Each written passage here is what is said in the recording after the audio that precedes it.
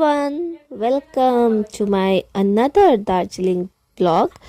So এখন আমরা Pashupati market থেকে বেরিয়ে পড়েছি আর এখন আমরা যাচ্ছি নেপাল বর্ডার। তো তোমরা জাস্ট ভিউটা এনজয় করো, এত সুন্দর ভিউ। আমি তো শুধু এখানকার ওয়েদার আর এখানকার ভিউটা এত এনজয় করেছি কি আর বলবো তোমাদের।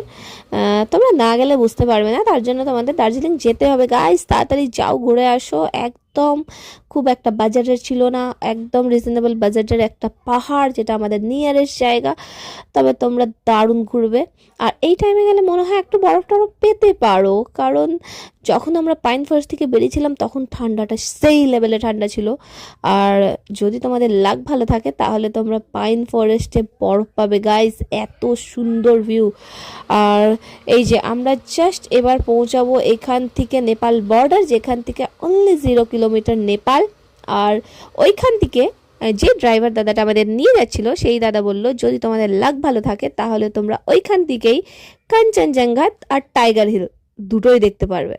কিন্তু আমাদের লাক খারাপ ছিল গাইস, পুরো ওয়েদার মানে একদম ক্লাউডি ওয়েদার।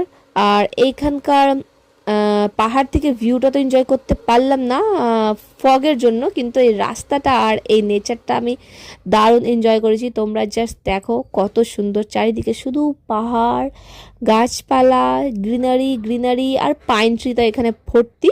আর এই যে কপাল খারাপ যে আমাদের বলেছিল পুরো ফগে ভর্তি। আর এখনই আমি একটু আগে দেখলাম ওই জায়গাটাতে ছিল না, কিন্তু মানে চোখ একটু আইস ব্লিঙ্ক করতেই পুরো জায়গাটা আবার ফগে ভর্তি হয়ে গেল। আর এইখান থেকেই নেপাল বর্ডার, মানে 0 কিলোমিটার, মানে ওই দিকে গেলে ওই সাইডে একটু গেলেই নেপাল, যে জায়গাটা আমি ক্যাপচার করতে একদম ভুলে গেছি। তবে এখানকার ভিউটা দেখো গাইস, এত সুন্দর ভিউ। আর এখানে সেই ঠান্ডা ছিল, সেই ঠান্ডা। আমরা তবে এখানকার ঠান্ডা না খুবই মিষ্টি, তোমার শরীর খারাপ হবে না। আর এখান থেকে নেপাল ছিল অনলি 0 কিলোমিটার, ভাবতে পারো।